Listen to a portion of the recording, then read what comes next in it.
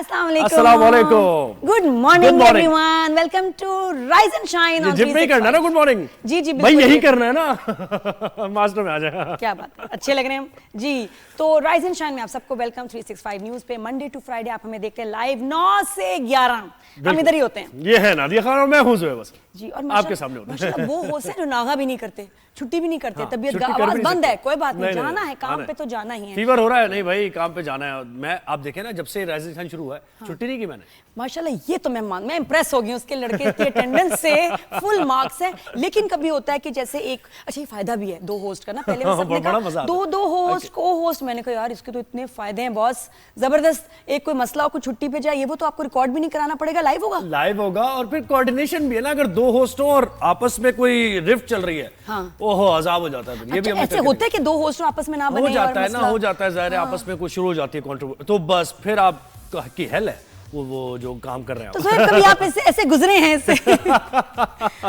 Show के बाद में तो लेकिन वाकई वैसे बड़ा ही चैलेंजिंग होता है। बड़ा जरूरी है कि जो होस्ट आपकी टाइमिंग अच्छी और सब इतना, मैं जहां जा रही हूँ इतना सब पसंद करें कि यार जुहेब और आपकी केमिस्ट्री बड़ी अच्छी है, एनर्जी दोनों की, क्या बात है, जबरदस्त। तो मैं मतलब शो पे आगे चलते हैं, तारीफ हो गई है, नजर का ठीक है हम लगा लें माशाल्लाह। तो गुड मॉर्निंग एवरीवन जी। आज शो पे क्या कोई अच्छा जी, आज हमारी टॉप स्टोरीज है, पहले वो बताते हैं। कौमी असेंबली में इजलास हुआ है, भारतीय जारियत के खिलाफ करारदाद मुत्तफ़िक़ा तौर पर मंजूर कर ली गई है।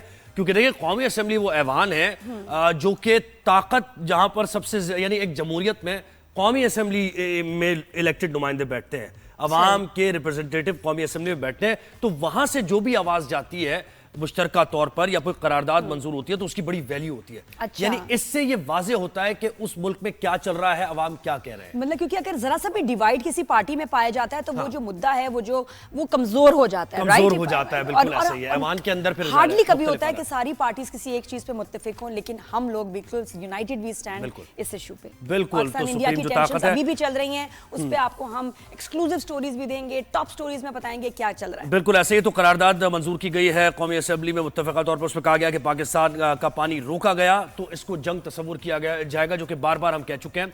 कौमी असेंबली इजलास जो है स्पीकर अयाज सादिक की ज़ेर सदारत हुआ, जिसमें मामूल की कार्रवाई मुअत्तल करके, यानी कि देखें ना कि आपका इस वक्त एजेंडा यह है कि भारत के साथ क्या ताल्लुक है, तो मामूल की कार्रवाई जो होती है एजेंडे की, उसको साइड पर रखा गया और पाक भारत कशीदगी पर बात की गई, जिसमें एक मुश्तरका तौर पर मुत्तफ़िक़ा एक रेजोल्यूशन पास हुई, जिसमें कहा गया कि अगर पानी बंद किया गया हमारा तो इसको जंग तस्वुर। ये तो हमारा स्टांस शुरू से है, लेकिन अब आज की जो ताजा रिपोर्ट है उसमें पानी बंद करना शुरू कर दिया है। बिल्कुल। पानी की जो खबरें सुन रहे हैं, दे आर डिस्टर्बिंग। पानी की खबरें तो देखें ऐसी हैं कि किशन गंगा डैम पर उसने पानी रोका है, हमारा चिनाब का पानी, हमारा जेलम का पानी रोक लिया गया, और अभी तक कहा जा रहा है कि 35,000 से ज्यादा क्यूसिक पानी रोक लिया गया और 5,000 समथिंग क्यूसिक पानी अभी आ रहा है। तो क्या कह सकते हैं कि इंडिया ने अपना पहला मूव कर दिया है? और अब हमारा मूव क्या होगा? बिल्कुल ऐसे। हमने कहा कि एक्ट ऑफ वॉर शुरू हो गया है, बहुत सारी बातें करनी, और इसका बेस्ट जवाब जो होगा वो एक्सपर्ट्स ही दे सकेंगे। बिल्कुल। अच्छा, स्पीकर ने कहा कि पाकिस्तान ने दहशतगर्दी के खिलाफ जंग में 90,000 जानों की कुर्बानी हमने दी है। भारत के पाकिस्तान पर इल्जामात बेबुनियाद है, इस पर हमें अफसोस है। तो कौमी असेंबली से कल मैसेज गया। पहली हमारी टॉप स्टोरी है। अच्छा, दूसरी हमारी टॉप स्टोरी यह है कि बलूचिस्तान से मुतालिक हम बहुत बात करते हैं, तो बलूचिस्तान के एक वफ्द ने army chief general Saeed Asim Munir से मुलाकात की है, और नेशनल वर्कशॉप बलूचिस्तान के शुरका थे जिन्होंने GHQ में मुलाकात की है, और उसमें मुख्तलिफ शोबे से ताल्लुक़ रखने वाले लोग थे। यानी हम ये कहते हैं ना, अक्सर ये तासुर जाता है कि भाई बलूचिस्तान में तो अनरेस्ट है, या बलूचिस्तान में लोग डिप्राइव्ड हैं, वो उस तरीके से हमारे मौक़िफ़ को नहीं देखते। बिल्कुल बिल्कुल। कल ये बात नजर आ गई कि तमाम शोबों से ताल्लुक़ रखने वाले लोग थे, ये देख रहे हैं आप, इसके मनाजिर भी देख रहे हैं, वहां पर शामिल हुए और बाकायदा तौर पर आर्मी चीफ से कहा कि हम बिल्कुल साथ हैं और पाकिस्तान जो है मुत्तहिद है इस भारत की जारी। बिल्कुल। इंटरनल डिस्प्यूट्स अपनी जगह, जो भी मसाइल हैं, लेकिन अगर अब सलामती की बात आती है, मुल्क की नेशनल सिक्योरिटी की, तो वी आर वन, बिल्कुल यूनाइटेड। तो इस मौके पर आर्मी चीफ ने कहा कि बलोच नौजवानों में शऊर उजागर करने पर सिविल सोसाइटी का किरदार काबिल तारीफ है। बलूचिस्तान के नौजवान तरक्की के अमल में अपना किरदार अदा करें और बलूचिस्तान में जारी इक़दामात के हवाले से गलत बयानी के तासुर को खत्म करना होगा। ये जो सोशल मीडिया पर एक चल रहा है 5th जनरेशन वॉरफेयर, बलूचिस्तान में ये हो गया, वो हो गया, नौजवान रियासत के खिलाफ, ये बिल्कुल भी झूठ है। कुछ लोग हैं, शरपसंद अनासिर हैं, उनके खिलाफ कार्रवाइयां हो रही हैं, लेकिन बलूचिस्तान के नौजवान सब साथ खड़े हुए हैं और तरक्की और खुशहाली के लिए। मुझे लगता है कि अब जब इंशाल्लाह हम इससे आगे निकल जाएंगे, इस तूफान से, उसके बाद हमें अपने आप पे नजर डालनी पड़ेगी, हमारी कमजोरियां क्या हैं। बिल्कुल ऐसे। कौन से हमारे प्रोविंशियल डिस्प्यूट्स हैं, डिफरेंसेस हैं, जिनको ठीक किया जाए। मुझे लगता है कि इसके बाद हमें अपने आप को मजबूत करना पड़ेगा। एक तो ये बात, दूसरा है कि अगर हमारे सर पे एक तलवार है पानी की, सालों से हमें पता है कि उन्होंने ये करना है, आज नहीं कल नहीं परसों, तो हम उसके लिए हमने क्या किया एक्चुअली। हमने जब एक खतरा होता है, आपको पता है कि कमजोरी है आपकी और वो आपको मैनिपुलेट करेंगे, तो हमने कितने डैम बना लिए, हमने क्या किया कि कल को ये आफत हम पे आएगी तो हम उसका मुकाबला कैसे करेंगे। बिल्कुल ऐसे, अगर हम 10 साल पहले ये प्लानिंग करते तो हम इस पोजीशन में होते कि हमारे पास डैम्स होते। ऐसे क्राइसिस में हमें गाड़ियां, बसें, ट्रेनें हमें चाहिए। पहली जरूरत तो हमारी है, उसके लिए हमने क्या किया, हमारी फार साइटेड क्या सोच थी, हमारी क्या प्लानिंग थी, 10 साल पहले क्या सोचा। देखिए आप जो बात कर रही है ना, उसकी अहमियत इस तरह पता चलती है कि इससे पहले 26 तारीख को उन्होंने पानी छोड़ दिया ज्यादा, जिसकी वजह से सैलाब की सूरत हाल आ गई हेडमराला इधर। अगेन फिर अगर ये चीज इंशाल्लाह ये चीजें सेटल होती है तो अगर अगले 10 साल में मेरा ख्याल है हमारा एक ही मकसद होना चाहिए, सब चीजें छोड़ दो, पहले डैम बनाओ, पहले ठीक करो सारी चीजें कि ये कल को हमारे लिए थ्रेट ना बने, जो हमारी वीकनेस है खत्म हो जाए और हमें इंडिया उस पे ब्लैकमेल ना करे। और पानी का मामला ऐसा नहीं है, ये अभी का मसला नहीं है, ये तो आगे बढ़ता जाएगा, शिद्दत इख्तियार करता जाएगा ये। एंड आई थिंक हम सब इस पे वोकल होंगे। उसके बाद इतना हम प्रेशर डालेंगे हुकूमत पे कि नहीं जी अब हमें सब बातें छोड़ दो, इधर उधर पहले इसको ठीक। अच्छा जी, भारत अब तीसरी हमारी टॉप स्टोरी है कि बुज़दिलाना इक़दाम का सिलसिला जारी है। चेयरमैन पीपल्स पार्टी का एक्स अकाउंट, उन्होंने सोशल मीडिया अकाउंट बंद किया था, तो जनाब अब खतरा शुरू हो गया। क्या बात है, खातून अव्वल मोहतरमा आसफा भुट्टो जरदारी का भी ट्विटर अकाउंट भारत में ब्लॉक कर दिया गया है। मतलब ये बहुत सही बोल रही थी ये, वो सब डर गए हैं और वो चाहते नहीं कि इंडिया में इनको सुना जाए, तो कुछ सही बातें ही कर रही होंगी। तो जनाब दोनों बहन भाई का उन्होंने बंद कर दिया ट्विटर अकाउंट। उन्होंने कहा शायद वो बंद करके ये जो नैरेटिव की वॉर है ये जीत जाएंगे, या फिर अपना झूठ पाकिस्तान में फैला देंगे या इंटरनेशनल मीडिया में, लेकिन ऐसा हो नहीं रहा क्योंकि सलामती काउंसिल का इजलास भी हुआ है कल। इससे मुझे चीज याद आ गई। अच्छा। बिल्कुल, इन कैमरा इजलास हुआ है और उसमें पाकिस्तान और भारत से मुताल्लिक मामलात डिस्कस किए गए। पाकिस्तान की एफर्ट्स थी, सिफारती सतह पर पाकिस्तान की एफर्ट्स थी जो कि रंग लाई हैं, और ये इजलास सिक्योरिटी काउंसिल में हुआ है जिसमें बात हुई है सारी, और ये कहा गया कशीदगी को कम किया जाए। अच्छा, डेली टाइम न्यूज पर भी ये तो उनका तो अकाउंट बंद ही किया, डेली टाइम न्यूज पेपर जो है उसको भी बंद किया वहां पर। मतलब कि भाई कहीं से कोई आवाज चली ना जाए, इट्स इनक्रेडिबल। लेकिन ये कि जो आपको डैमेज इंडिया को होना था वो हो चुका है। जिन्होंने बोलना था उनके अपने एनालिस्ट और जर्नलिस्ट जो बाहर हैं उन्होंने भी लिख दिया, उन्होंने भी इनको एक्सपोज कर दिया, तो आपको इतना जो डैमेज हो चुका है उसको तो अंडू नहीं आप कर सकते। अब जिद है आपकी तो चलता रहेगा सिलसिला। अच्छा, इसके अलावा भी दुनिया भर में काफी चीजें बदल रही हैं। अमेरिका की जब हम न्यूज सुनते हैं तो वहां भी कुछ अजीब चल रही होती हैं चीजें। अभी ट्रंप ने जो लेटेस्ट बयान दिया और उन्होंने कहा है कि जो वो चेंज करने जा रहे हैं वो है हॉलीवुड को लेके। अच्छा, वहां रिफॉर्म्स कर रहे हो हॉलीवुड। अच्छा, ये हमें लगता था, फील आ रही थी, लेकिन शायद हमने, एक तो बात है कि बॉलीवुड से तो दिल ही भर गया। मुझे याद नहीं मैंने बॉलीवुड की लास्ट फिल्म कब देखी होगी, और मतलब नॉट इंटरेस्टेड, नॉट बॉदर्ड। बिल्कुल ठीक है, गाना वाना कहीं इधर उधर सुन लिया, मूवी अब बॉलीवुड की कोई हम शौक से देखते नहीं, तो वो तो खत्म हो गया। हॉलीवुड की भी अगर बात की जाए, लास्ट आप कब सिनेमा गए थे कोई हॉलीवुड की मूवी देखने? आप मुझे तो नहीं याद पड़ता, मैंने तो रेवेनेंट देखी थी मेरे ख्याल से, बस उसके बाद तो मैंने कुछ भी नहीं। अच्छा, और उसकी पिछली मूवी में भी कितना गैप होगा?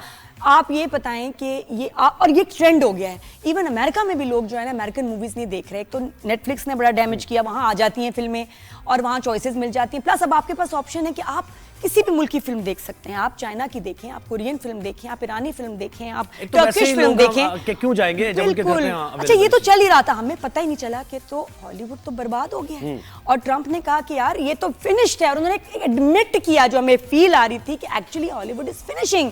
और उन्होंने अब क्या किया है, 100% टैक्स लगा दिया on any foreign film that will release there. Tax का मामला, हर जगह वो टैक्स लगाए थे। मैं टैरिफ लगा दूंगा, फिर टैक्स लगा दूंगा। तो ये कि ताकि लोग जो अमेरिकन फिल्में देखें, भैया आप अच्छी अमेरिकन फिल्में बनाए भी तो बनेगी अच्छी तो देखेंगे। और कितने प्रोडक्शन हाउसेज हैं बड़े बड़े बैंकरप्ट हो चुके हैं और होने वाले हैं बाकी। तो ये अब उन्होंने काम शुरू किया, लेकिन नेटफ्लिक्स को बंद करो। टेक्नोलॉजी बिल्कुल सारी टेक्नोलॉजी कहां से लेते हैं? वो चाइना से लेते हैं, दीगर ऐसे ममालिक से लेते हैं जहां वो कंपैरेटिव यानी आसान पड़ती है, चीपर कॉस्ट वो। लेकिन अब यूएस में अगर बनेंगी मूवीज तो उनकी कॉस्टिंग क्या होगी? नहीं, स्टोरीज नहीं है। मैं जहाज में नॉर्मली पहले जाती थी ना, तो ऐसे ऐसे फिल्म्स कहती थी कौन सी देखूं। अब मैं कुछ सालों से देख रही हूँ कि मैं जब करती हूँ ना स्क्रॉल, मुझे कोई फिल्म देखने का दिल ही नहीं चाहता कि कौन सी देखूं। फिर मैं अपने फोन पे कोई सीरीज लगा लेती हूँ। सीरीज एक्चुअली उनको सीरीज ने टेक ओवर कर लिया है हॉलीवुड मूवीज को। तो ये क्या क्या चीजें बंद करेंगे? आपको सीरीज बंद करनी पड़ेगी ट्रंप, आपको नेटफ्लिक्स बंद करना पड़ेगा, फिर जाके शायद कोई सीन बने। पता नहीं मामला आप कैसे चलाना चाह रहे हैं। अब तो रिडिकुलस यानी एक हंसी आती है ट्रंप के इक़दाम पर। अच्छा, और एक और चीज, स्काइप बड़ी यादें वाबस्ता है स्काइप से, तो वो बंद हो गया है। वो ब्लैकबेरी वाला जैसे जब आया था फोन हम बातें करते थे, पता नहीं है ना, नया कुछ चीजें ऐसी होती है जिनसे आपकी यादें जुड़ी होती हैं। ऐसा मत समझिएगा, अच्छी यादें जुड़ी हुई हैं। अगर कभी कनेक्ट हो जाए स्काइप तो बड़ी मजेदार यादें हमारी, जब भी कनेक्ट हुआ थोड़ी देर के लिए, जब भी कनेक्ट हुआ तो लेकिन तो बात कर ली अपनी दिलरुबा से उसके हेलो ज़ुहैब तो खुल के बातें बता रहे हैं अभी, क्या बात है, बहुत ही बोल्ड शो है राइज एंड शाइन में। जानिए कि स्काइप पे ज़ुहैब की और उनकी क्या बातें होती थी। वो याद है आपको? वो याद है वो कार्ड लेके आते थे इससे पहले, नहीं स्काइप से पहले कार्ड लेके आते थे और वो डायल अप ट्यून होती थी, और वो नहीं याद आपको? यार बहुत पुरानी बात कर रहे हैं, वैसे नहीं पैदा हुई थी, आई एम सॉरी। नहीं आप तो पहले की थी उस वक्त। नहीं आप तो हाँ उस वक्त थे, वो पीसी वगैरह के जमाने थे, वो इनके नहीं थे। मैं गलत मैंने सवाल कर लिया, वो पीसी के जमाने थे। कार्ड लाते थे, dial up I have no idea, मेरे टाइम पे तो था सब कुछ कार्ड वार्ड नहीं थे, पता नहीं कब की बात कर रहे हैं। लेकिन ये कि स्काइप का दौर जो है अब एक्चुअली खत्म ही हो गया, Skype is no more, rest in peace Skype. क्या बात है, नई जनरेशन को तो पता भी नहीं होगा, बिकॉज वो शुरू से टीम्स जूम और इस पे रहे। अब क्या हुआ असल में जो वो छा गए ना, एक तो कनेक्टिविटी एकदम, जूम टीम्स की मीटिंग्स एकदम कनेक्ट होती थी, क्वालिटी बहुत अच्छी थी। अब उनकी है अच्छी तो उसमें स्काइप में तो अभी भी कनेक्टिविटी अच्छी होगी, वो कनेक्टिविटी एंड क्वालिटी खूबसूरत आते हैं आप। बिल्कुल, कनेक्टिविटी एंड क्वालिटी वो दो ही तो चीजें हैं जी। तो इनकी अपडेट बंद होगी है, तो मेरा ख्याल है ये अब फौत हो गया है। हाँ, तो ये हमारी टॉप स्टोरीज हो गई। और क्या क्या कुछ बता देना टॉप स्टोरीज के बाद, शो में क्या है बताए ना। जरा लाइट बातें भी करते हैं। आज शो पे हम क्या आपको बताएंगे, आईवी ड्रिप्स के बारे में सुना तो होगा आपने कि अक्सर कुछ सेलिब्रिटीज भी नजर आ रहे होते हैं, ड्रिपें लगाई होती हैं और बता रहे होते हैं जी मैं फलां ड्रिप लगा रही हूँ। तो ये नई ड्रिप्स, आईवी ड्रिप्स क्या हैं? ये वो ग्लूकोज वाली ताकत की ग्लूकोज की ड्रिप्स ये नहीं है, ये कुछ अब और चीज आ गई कि विटामिन जो हैं वो बड़े स्लो असर करती हैं, तो आप इंस्टेंट उसको जो है ना असर के लिए विटामिन ड्रिप्स देते हैं। मैंने भी पिछले दिनों लगा ली नैड ड्रिप बोल के बताओ NAD drip NAD NAD drip लगा दी, बड़ा मुश्किल है। तो वो सबसे, मैंने कहा अच्छा मैं ड्रिप लेने गई ना, ऐसे शॉपिंग के लिए जाते हैं, कौन सी ये वो, मैं कहा सबसे अच्छी वाली कौन सी, नैड। मुझे पता ही नहीं नैड क्या है, मैंने कहा नाम से मेरे नाम से मिलता जुलता है तो अच्छा ही होगा, नादिया नैड लगा ले। मैं कहा चलो लगा लो। उसके बाद जो मेरा हाल हुआ है ना, जो 40 मिनट की ड्रिप थी मेरे 2.5 घंटे चलती रही, अजाब हो गया उसको खत्म। कैसे खूबसूरत होती रही यार गुजरते लम्हे के साथ। तो मैं नैड ड्रिप्स और दूसरी आईवी ड्रिप्स के बारे में आपको मैं बताऊंगी, लेकिन थोड़ी देर बाद। और हमारे एक्सपर्ट डॉक्टर आ रही हैं। इसके नतायज क्या, यानी हो सकता है ना कि अगर कुछ गलत हो जाए तो फिर पता, आप एस्थेटिशियन क्लिनिक आजकल जाओ, आपको 5 लेडीज एंड आंटीज ऐसे बैठी हुई मिलती हैं और ड्रिपें लगी होती हैं। ये आपको पता है, सीन ऑन है। तो ड्रिप की बात होगी, क्या है ये ड्रिप्स का, क्या सीन है? आईवी ड्रिप्स हम बताएंगे आपको। ये ब्यूटी के लिए है, एनर्जी के लिए है, इम्यूनिटी के लिए है, बहुत सारी चीजों के लिए, ग्लो के लिए, शाइन वो भी है। ड्रिप लगा के लेट जाओ और उसके बाद देखें जी। नहीं बैठे होते हैं, लेटने की जरूरत नहीं इसमें। अच्छा ठीक है। अच्छा खैर ये होगा। और आज स्मूदी तो हो गई, वो तो होना ही है, वो बड़ा इंटरेस्टिंग। ये लग रहा है आपने स्मूदी का है, स्मूदी नहीं, आज मोदी बेटा क्लियर बोलो। अच्छा ठीक है, ओके चलो ये भी होगा। ये शैतानी कहानियां आपको बताएंगे मोदी से। हमने आज क्या ताजा सवाल किए हैं, यहाँ मौजूद होगा मोदी और हम उससे सवाल, और हम जरा उस पर तबसरा करेंगे।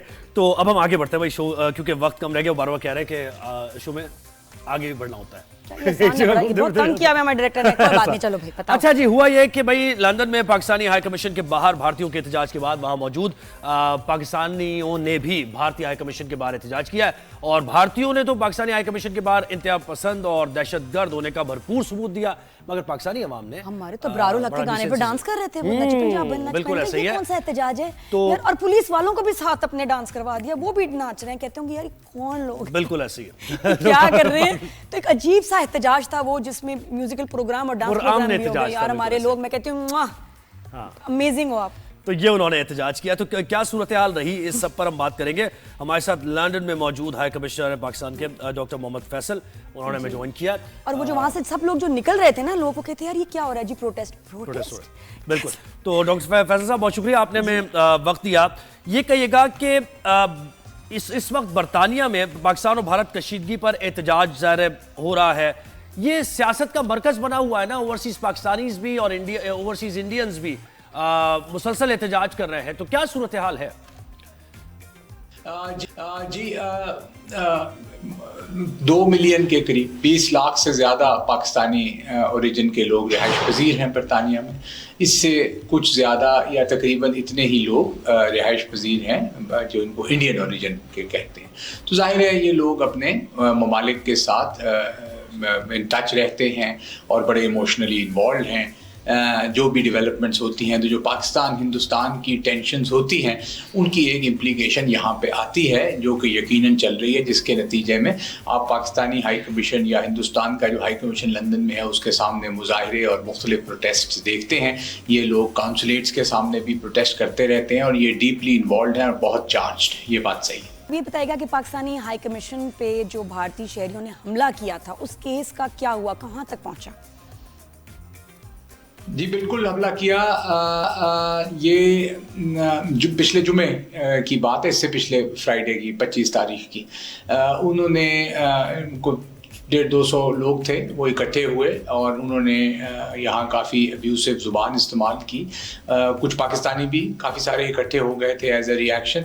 उनकी आपस में भी कुछ मुँहमारी हुई और हिंदुस्तान की जो लोग थे या हिंदुस्तान ओरिजिन के लोग थे उनकी पुलिस के साथ भी कोई झगड़ा हुआ, जिस वजह से पुलिस ने उनके 1-2 लोग अरेस्ट भी किए।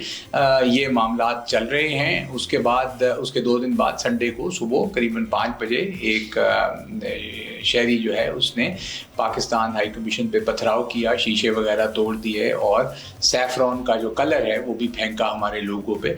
उसको अरेस्ट कर लिया गया है और वो केस भी चल रहा है। अब देखते हैं आगे बरतानिया के कानून के तहत कहां तक। अच्छा डॉक्टर फैज साहब, ये अब अगर भारत इस बार भी पहल करता है, वैसे तो पहल भारत ही करता है, भरपूर जवाब देते हैं, तो हम सरप्राइज क्या देंगे, क्या तैयारियां हमारी है?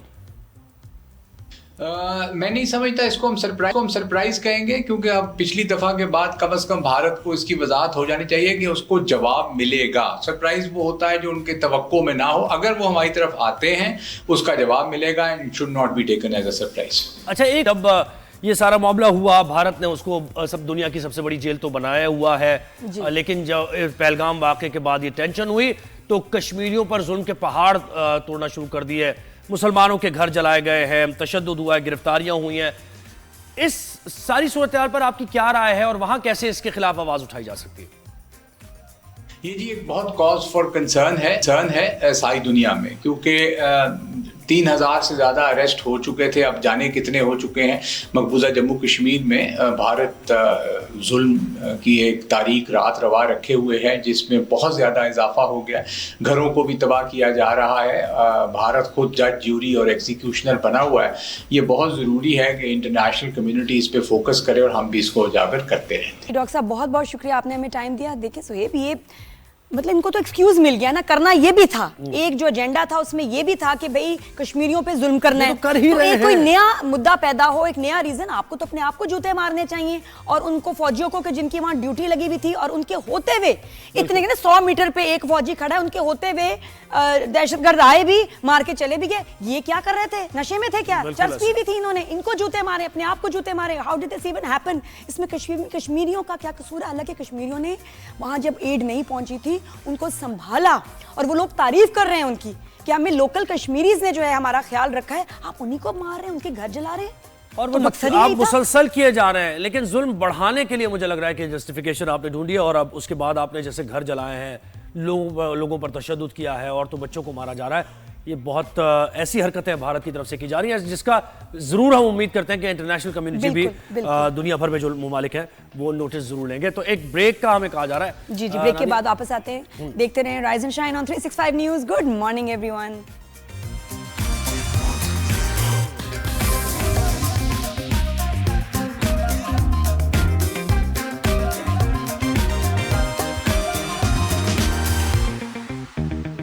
Welcome back after the break. Good morning everyone. तो ना तो कोई किसी के पानी रोक सकता है और ना किसी की आवाज़।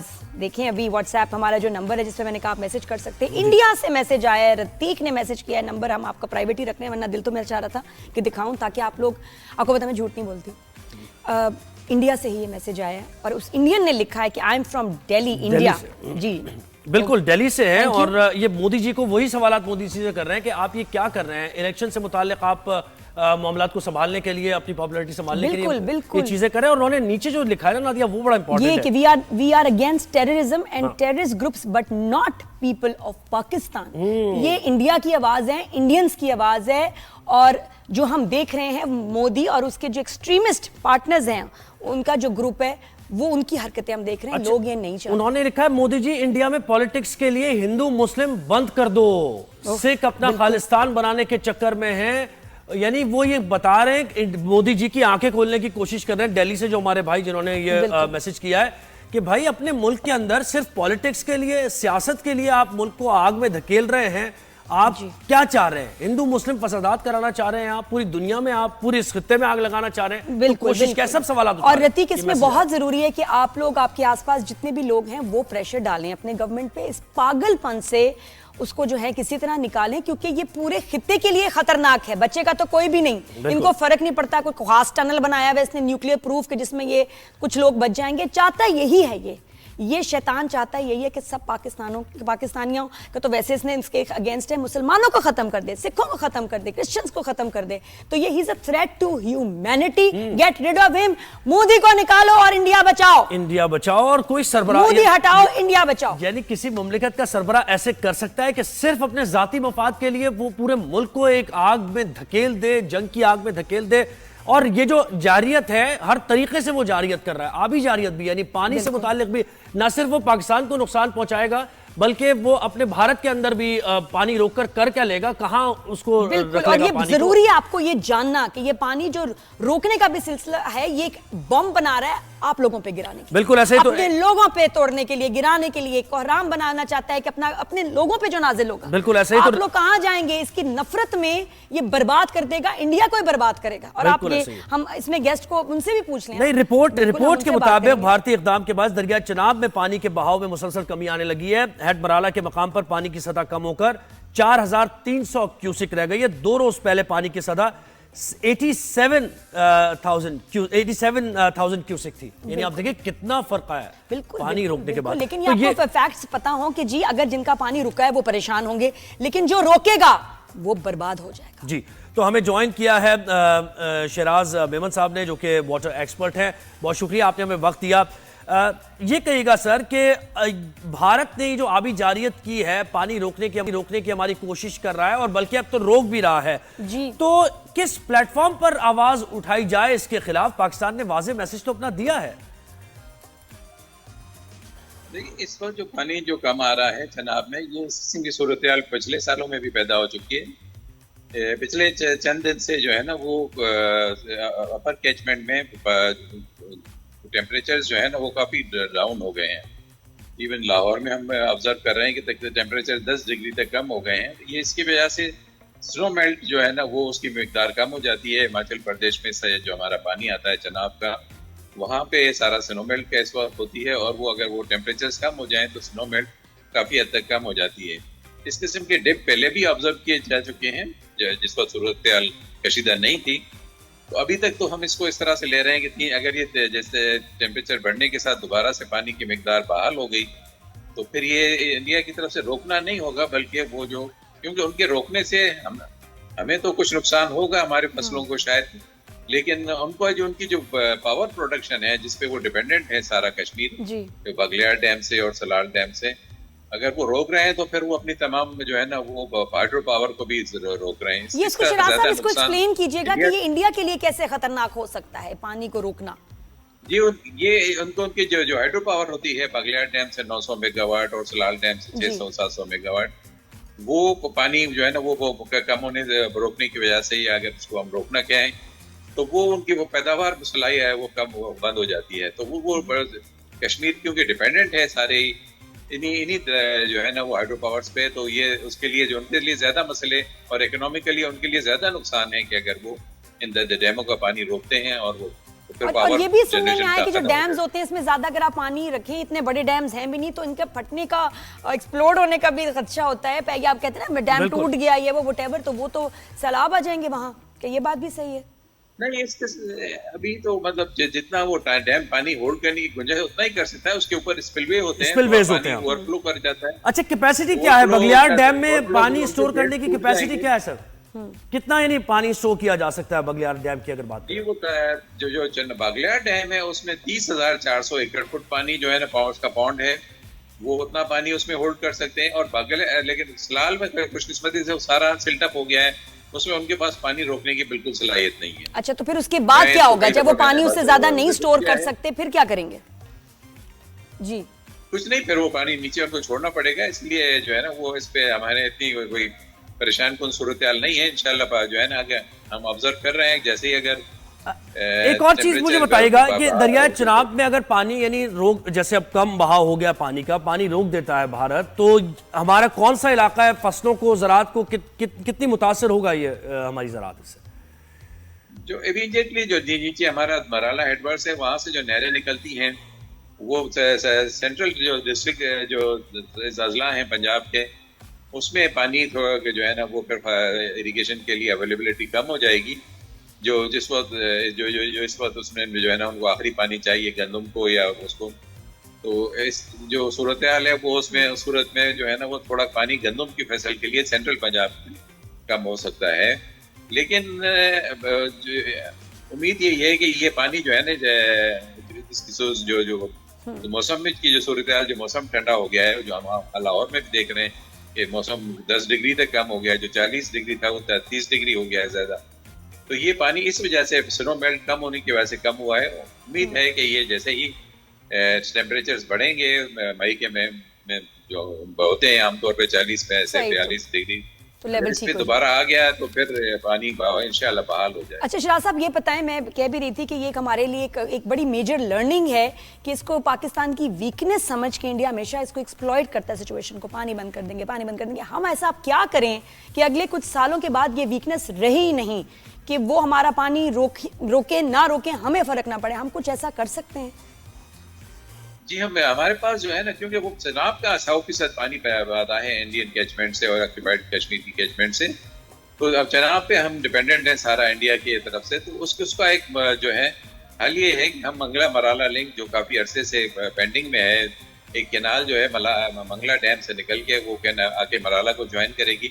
जी जी। तो इसलिए अगर हम इस मंसूबे को फौरी तौर पे अगर इस पे को बनाया जाए तो इससे जो है ना वो इंडिया, क्योंकि हमारा बहुत सारा पानी जो है वो वेस्ट हो जाता है तो फ्लडिंग के, तो हाँ बिल्कुल, तो वो उस वेस्टेड वाटर को हम कैसे स्टोर कर सकते हैं और हमें करना चाहिए? वो उसका तो हल तो डैम है, ज्यादा से ज्यादा डैम बनाने।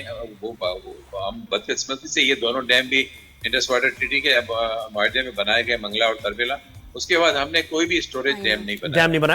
अच्छा मुझे सर से बहुत बड़ी कोताही है, हाँ, इस पर अमल करने की जरूरत है। अब इस पे मेरा ख्याल है कि लोग जो है एक चीज मुझे बताइएगा सर, एक तो हमने पानी रोकने की बात कर दी ना कि पानी अगर रोक लेता तो क्या होता है, अगर वो पानी छोड़ देता है। 26 तारीख को भी ऐसा हुआ कि हैद मराला के मकाम पर एकदम 15 फीट पानी ऊपर चढ़ गया और सैलाबी सूरत हाल हो गई।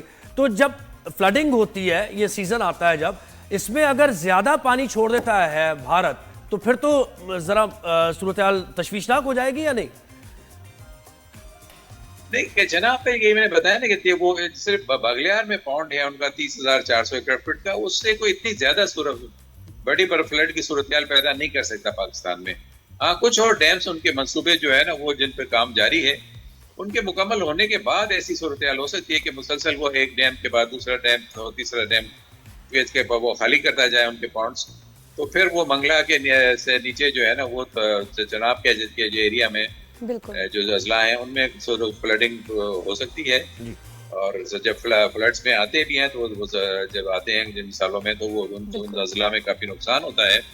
तो इसके लिए जो है ना वो जो है ना वो जो है ना पानी का जखीरा जितना हम बनाते जाएंगे दरियाओं पे, तो वो हम उनको उसमें पानी रोक के बिल्कुल, ये हमारा मैं कहती हूँ हमारा सबसे पहला मैंडेट ऑफ द कंट्री होना चाहिए कि अब हमने, और ये हमने बार बार अब हुकूमत को याद दिलाना है, प्रेशर देना है, सवाल करना है हर जगह, हर पैनल, हर फ्रंट पे कि डैम्स का है, पानी स्टोरेज के। बस यार मतलब अगर आपको कोई तड़ियां दे रहा है, धमकियां दे रहा है सालों से, आपको ना आपकी उनको लगता है कि आपकी गर्दन उन्होंने पकड़ी हुई है भी, तो उसका हल आप नहीं करेंगे सबसे पहले? आप पहले आप डेकोरेशन करेंगे अपने घर की, आप पौधे ले आएंगे, आप हैं जी पेंट करेंगे, नई चीजें टाइलें लगाएंगे, क्या करेंगे आप पहले? जी जी, पहले आप वो अपने जो है इसको सिक्योर करेंगे, इस धमकी को, इस वीकनेस को ठीक करेंगे सबसे पहले, तो ये मामला खत्म नहीं होगा। प्रायोरिटी बेसिस पे काम करना। शिराज साहब बहुत शुक्रिया, जिंदा रखना है, आपने हमें वक्त दिया और इस से मुताल्लिक और इसकी संगीनी से मुताल्लिक बताया।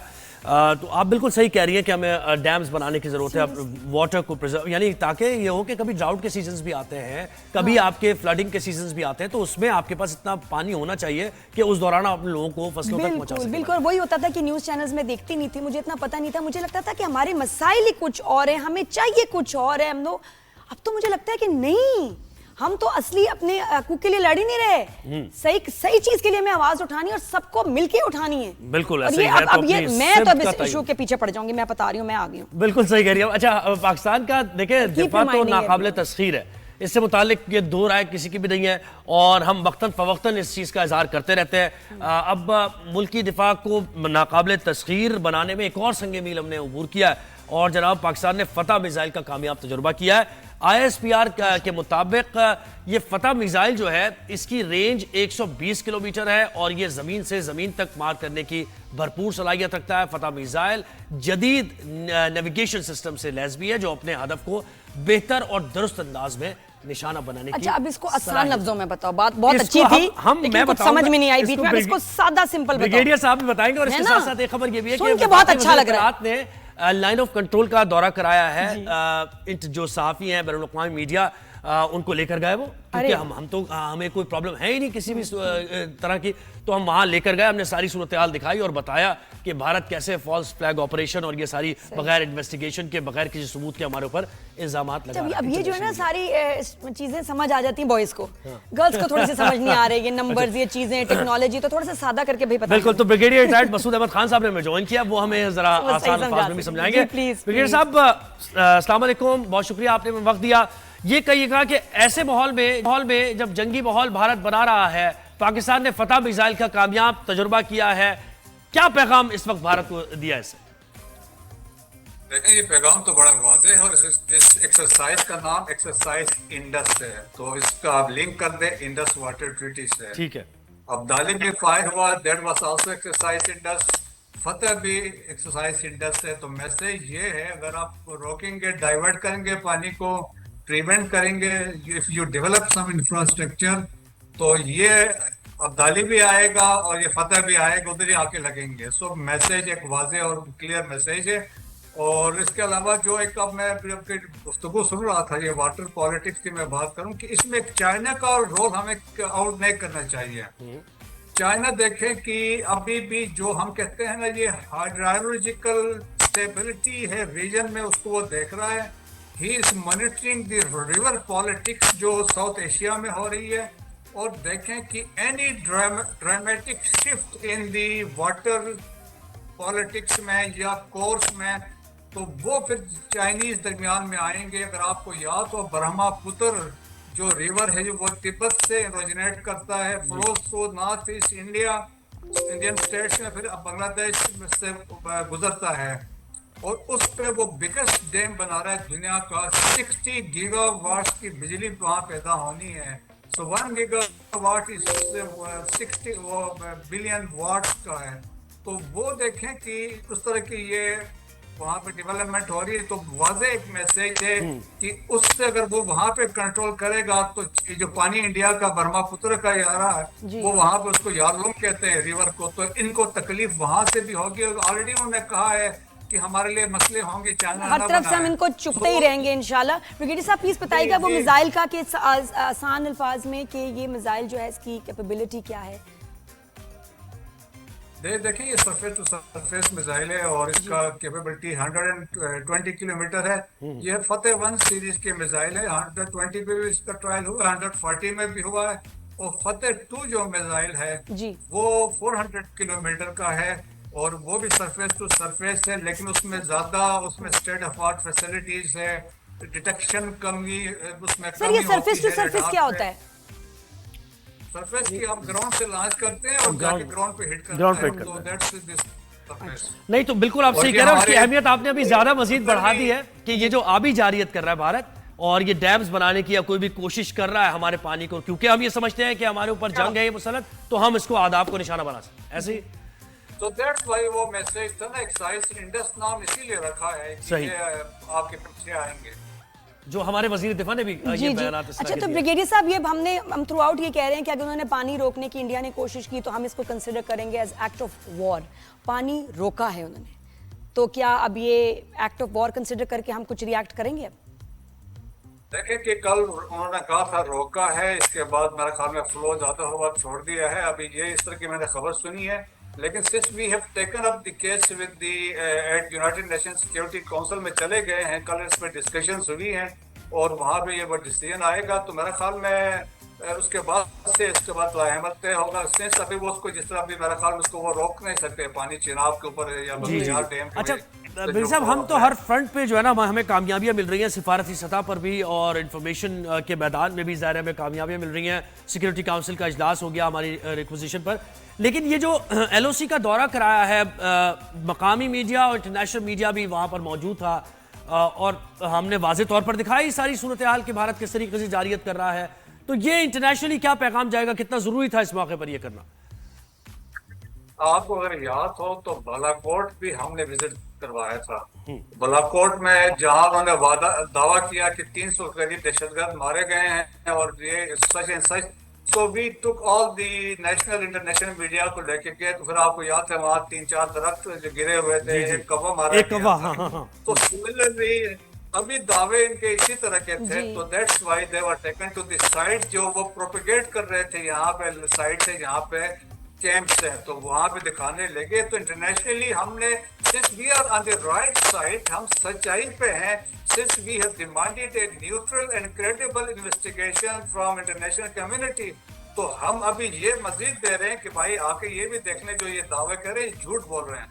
तो हम अपनी क्रेडिबिलिटी बढ़ा रहे हैं और इंडिया की जो एक समझ ले डिसेप्टिव नेचर है या उनका फॉल्स फ्लैग ऑपरेशंस के जो आइडियाज हैं उनको हम डिफीट करते जा रहे हैं। बिल्कुल बिल्कुल। और ब्रिगेड साहब ये भी बात सही है कि उनकी जो फौज है उनका मोराल बहुत ही लो है, क्योंकि उनको समझ नहीं आ रहा कि हम लड़ क्यों रहे हैं और हमने क्या हासिल करना है और वजह क्या है। क्योंकि देखो हम जो आप डिफेंस के लिए लड़ते हैं उनके पास तो वजह है कि अपने मुल्क को बचाने के लिए, सिक्योरिटी के लिए, उनके पास कोई वजह ही नहीं है। तो वो ये पूछ रहे हैं भाई हम हमला क्यों करेंगे, हमने लड़ना क्यों, और उसकी वजह से उनका मोराल, चाहे उनकी एयरफोर्स हो, आर्मी हो, नेवी हो, बहुत ही आम आदमी हो चाहे, और आम आदमी तो वैसे ही कह रहा है कि भाई तू लड़ने किस लिए जा रहा है, करना क्या है, क्या वजह क्या है। लेकिन नादिया आप सही कह रही हैं। देखिए कि जिस तरीके से डेवलपमेंट हुई है जी। कि नॉर्दर्न कमांड के कमांडर थे lieutenant general Suchinder Kumar, he was removed from command, that was first development. फिर इसके बाद vice chief of air staff air marshal Sujeet was removed from the command, जब उन्होंने कहा कि हमारे राफेल तैयारे में जो पायलट्स गए थे उनकी प्रोफेशनलिज्म ठीक नहीं थी, और सेकंड उन्होंने कोई आर्गूमेंट्स की थी विद देयर हायरकी के साथ, उसके वजह से उन्होंने रिमूव कर दिया। फिर एक डॉक्यूमेंट लीक हुआ 9 पेजेस का, जिसमें पहलगाम का ऑपरेशन का प्लानिंग थी, उसको बेस करके lieutenant general DS Rana, director general defence intelligence has been removed from the command. बिल्कुल ऐसे, ये सारी आप सही बता रहे हैं, इस तरह की बिल्कुल खबरें आ रही हैं। अच्छा ये बताएं कि अक़वाम मुत्तहिदा के सेक्रेटरी जनरल एंटोनियो गुतेरेस ने भी कहा है कि मैं सालसी कराने के लिए तैयार हूं, तो भारत क्या इस पर मान सकता है? और एक और चीज, न्यूयॉर्क टाइम्स ने army chief general Asim Munir को मर्द आहन करार दिया है। क्या भारत में कैसे इस खबर को लिया गया होगा? देखें जी, भारत में तो आग लग गई है, स्पेशली जब उन्होंने खैर इस रिपोर्ट में देखे, पहले मैं थोड़ा सा बैकग्राउंड, तो इस रिपोर्ट से पहले अगर आपको याद हो, यूनिपाथ सेंटकॉम का एक क्वार्टरली मैगजीन था, उन्होंने भी इस पे आर्मी चीफ के बारे में लिखा था कि उनके आने के बाद से उन्होंने कहा कि वार ऑन टेरर पे इनका फोकस रहा है, नेशनल सिक्योरिटी पे फोकस किया है, इस पर socio economic development of country उनका फोकस रहा है।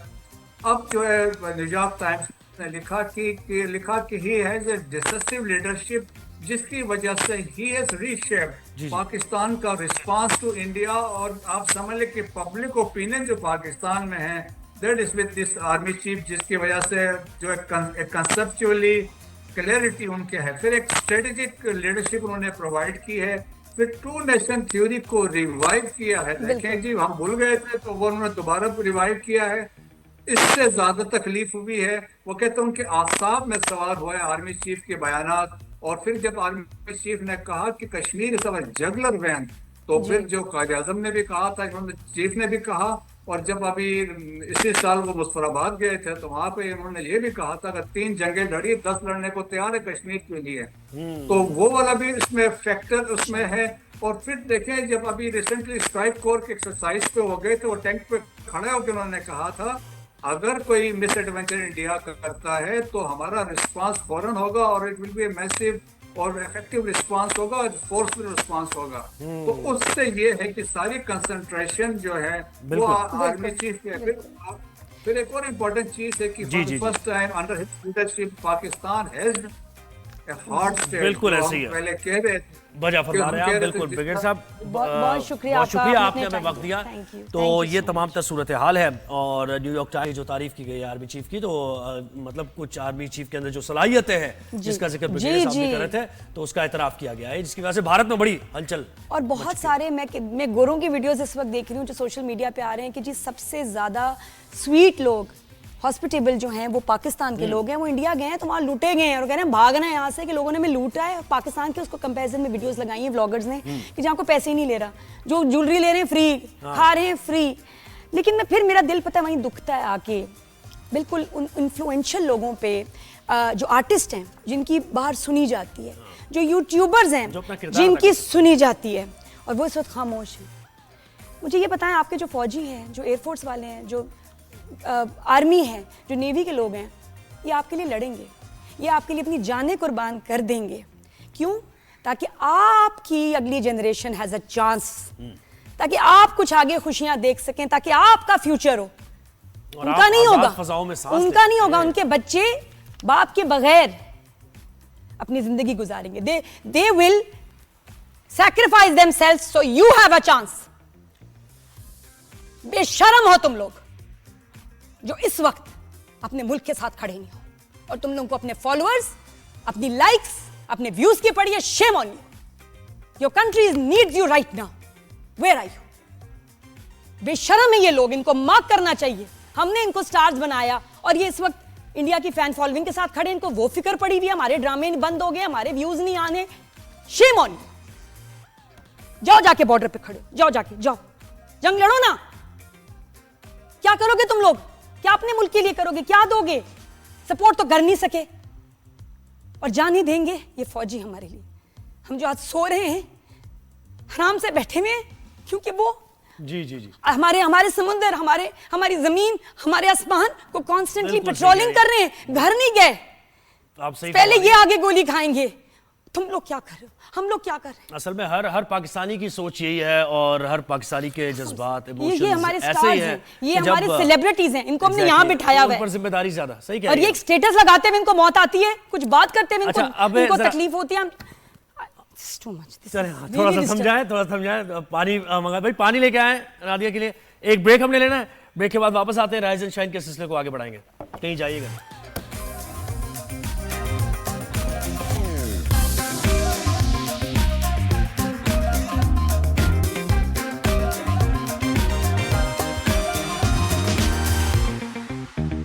जी welcome back rise and shine में एक बार फिर ब्रेक के बाद। और नादिया जरा पुरसुकून थोड़ा सा हो गया, हम तो समझ रहे पता नहीं कहाँ ये कहीं बॉर्डर पे ही डायरेक्ट चली जाए शो करने के बाद, तो जरा सा हमने रिलैक्स बिल्कुल जा सकती हूं बस। लेकिन बात ये सही कर रही थी नादिया, जो बात कर रही थी थोड़े धीमे लहजे में भी अगर की जाए तब भी बात हकीकत वही रहेगी कि हमारे जो यूट्यूबर्स हैं, हमारे जो स्टार्स हैं, वो खामोश क्यों हैं? उनको मिलियंस यानी इतने लोग फॉलो करते हैं, पाकिस्तान में भी, दुनिया भर में फॉलो करते हैं। इंडिया ही थोड़ी है, पूरी दुनिया में आपको फॉलो किया जाता है। तो जब मुल्क पर एक ऐसा वक्त आया है जहां आपको एक आवाज बुलंद करनी है, हम आवाज होकर एक मैसेज देना अपने दुश्मन को कि हम मुत्तहिद हैं, तो आप क्यों वो मैसेज नहीं दे रहे? उसकी वजह क्या है?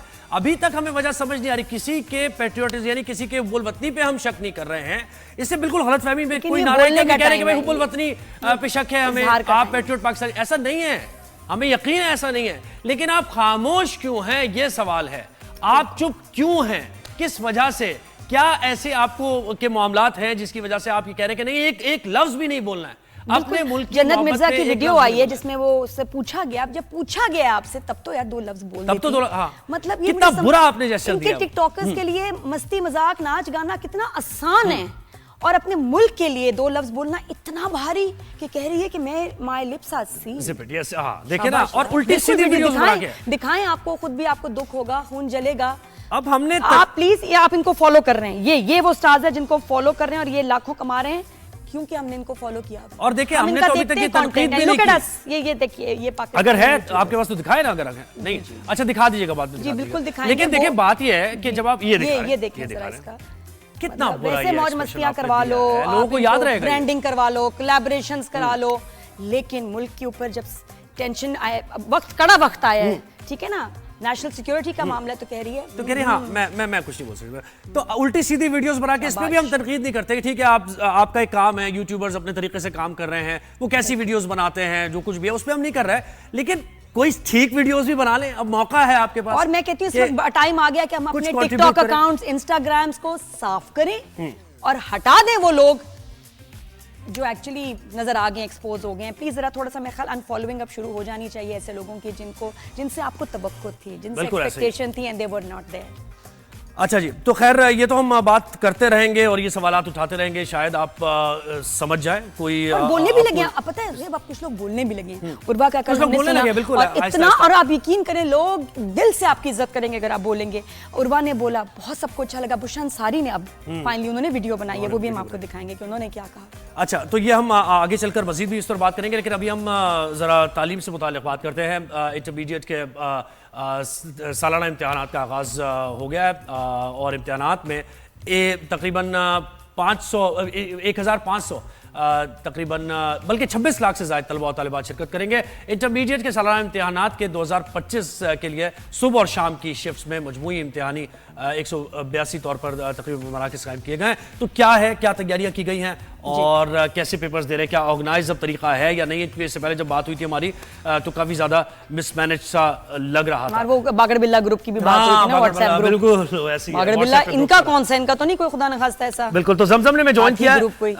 जमजम बताइए आप कहाँ, किस सेंटर पर मौजूद हैं और किसका यानी पेपर इस वक्त लिया जा रहा है? क्या एडमिट कार्ड्स मिल गए हैं? ऑर्गेनाइज नजर आ रहा है आपको माहौल सारा? जी देखिए ज़ुहैब, सबसे पहले तो नादिया का माशाल्लाह से याददाश्त बहुत अच्छी है, उन्हें अभी तक ग्रुप का नाम याद है। बात करते हैं इंटर के इम्तिहानात की, बिल्कुल आगाज़ हो चुका है और इस वक्त मैं इंटर बोर्ड ऑफिस में ही मौजूद हूँ। 1,26,500 स्टूडेंट्स जो हैं वो अपेयर हो रहे हैं इस मरतबा और 186 इम्तिहानी मराकज़ कायम किए गए हैं, जिनमें सबसे ज़्यादा जो हसास इम्तिहानी मराकज़ हैं उनके बाहर जो है वो पुलिस को भी तैनात किया गया है। रही बात व्हाट्सएप ग्रुप्स की, तो इस मरतबा चेयरमैन इंटर बोर्ड ने ये फैसला किया है कि जो व्हाट्सएप पे जो मुतहरिक ग्रुप से जितने भी इस मरतबा अगर कोई इस किस्म की शिकायत आई तो उस स्टूडेंट को, नकल में मुलविस स्टूडेंट को 3 साल के लिए नाअहल करार दे दिया जाएगा। इस वक्त मेरे साथ चेयरमैन इंटर बोर्ड मौजूद है, उनसे बात करेंगे। जनाब, ये बताइएगा कि हमने देखा कि आपने इस मरतबा मॉनिटरिंग सिस्टम भी एक बनाया जिससे आप व्हाट्सएप ग्रुप्स हों या जितने भी सोशल मीडिया अकाउंट्स हैं उन्हें मॉनिटर करें। इंशाल्लाह मेरा एक्सपीरियंस ये मॉनिटरिंग कंट्रोल सिस्टम जो है मैट्रिक एंड 9th के इम्तिहान में कामयाब रहा और उसकी वजह से we were in a position to see all activities in our centres. तो हम कामयाबी से वो इम्तिहान पूरा कर चुके। सिमिलर मैंने यहाँ रिपीट किया हुआ है। इंशाल्लाह हमें एक जो चैलेंज है, जो हैंडलर्स हैं, व्हाट्सएप हैंडलर्स ग्रुप जो हैं इंडिविजुअल्स, वो इस मेल प्रैक्टिस को प्रमोट करते हैं और डैमेज करते हैं हमारे पूरे असेसमेंट प्रोसेस को। वो हमने एफआईए की मदद ली है, डीआईजी ऑपरेशन से भी हमने मदद ली है और हमारी अपनी टीम्स भी उनको वॉच कर रही हैं।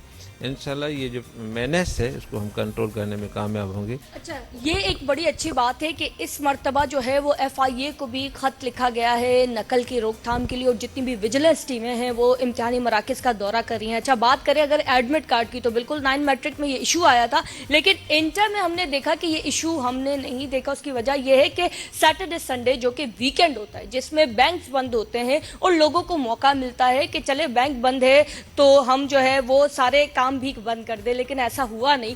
इंटर बोर्ड ऑफिस में सैटरडे और संडे को भी काम किया गया। जितने भी चालान थे वो यहाँ पर जितने भी मुलाजमीन थे इंटर बोर्ड के, उन्होंने जो है वो चालान बिल्कुल पे किए और वो स्लिप जो है वो लोगों को दी हैं और सबको एडमिट कार्ड बर वक्त मिल चुके और अब तक आ चुके। दूसरा पेपर है बॉटनी का पेपर है और हमने देखा है कि अब तक ऐसा कोई केस सामने नहीं आया, फिर चाहे कोई व्हाट्सएप ग्रुप हो या नकल माफिया हो। इस वक्त हमें जो है ऐसी कोई शिकायत मौसूल नहीं। जबरदस्त है, तो मतलब चीजें कंट्रोल में। थैंक यू सो मच जमजम, वरना मुझे लग रहा था कि कुछ ग्रुप्स के नाम मैंने कहा लगड़ बगड़ ग्रुप या चूजा ग्रुप कुछ इस तरह हो सकता था, कोई नाम अपने बड़े मासूमाना से नाम रख रहे हैं और काम इतने शैतानी। इंतजामात अच्छे किए गए, अभी तक जमजम यही रिपोर्ट कर रही हैं कि कोई ऐसा व्हाट्सएप ग्रुप भी नहीं। और इसमें देखिए ये भी है कि जो इंतजामी अमला है वो भी मुलव्वस होता है कहीं ना कहीं। बिल्कुल, जब डर ये गए ग्रुप्स सब। बनते हैं ना तो वो काली भेड़ें जो है उनके खिलाफ भी ऑपरेशन करना बहुत जरूरी है, इसकी वजह से नकल की रोकथाम। आगे बढ़ते हैं भाई, म्यूजिक शुरू हो गया हमारे कान में, वो म्यूजिक क्या जी है? जी जी जी, बात बड़ी सीरियस है, तरीके हम बड़े